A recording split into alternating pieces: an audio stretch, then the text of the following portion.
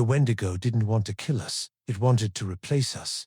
The thing wearing my face after the cops left. Mark and I knew we couldn't stay in the house. Whatever marked my door wasn't just circling us anymore, it was preparing for something. We packed bags, grabbed knives, pointless, and decided to leave town until we figured out what to do.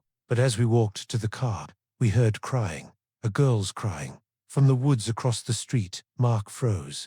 Dude, that's the missing girl again. I should have ignored it. I should have run. Instead, something pulled me forward, not physically, but mentally, like a voice in my skull whispering, "Come see." Mark grabbed me, but I yanked free and walked toward the tree line. The crying grew louder, then suddenly stopped. When I stepped inside the woods, everything went silent. No wind, no animals, nothing, just breathing. Mine. Behind me I turned, and in the shadows stood the missing girl.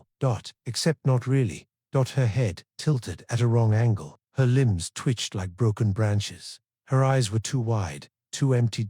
Then her jaw dropped open, dislocating with a sickening crack, and she screamed in my voice, "Help me." I stumbled back. Mark shouted from behind me, "Run." But it was too late. Something enormous dropped from the trees, a tall, skeletal shape, with antlers like twisted bone, skin stretched tight across a starving frame. The Wendigo, except its face. It wasn't a monster's face, it was my face, not exactly distorted, stretched, pale, but unmistakably me. I couldn't breathe.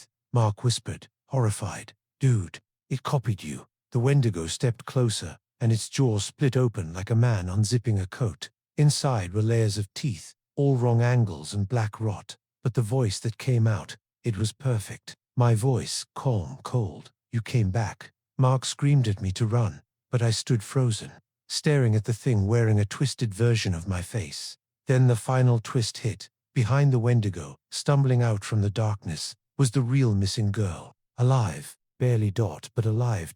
She collapsed at my feet and whispered, "Don't let it take your place."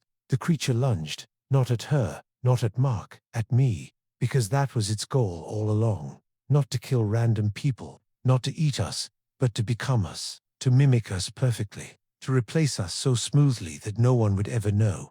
Mark tackled me out of the way, and we both sprinted back toward the road. The girl grabbed my arm and hissed, "It can only replace one of you at a time. Run." We didn't stop until we reached Mark's car. We shoved the girl inside and sped away until the woods were nothing but a blur. When we looked back at my house, something stood on the porch. My height, my posture, my silhouette, but mangled, crooked, wrong. And even from the road, we heard it speak, "I'm home."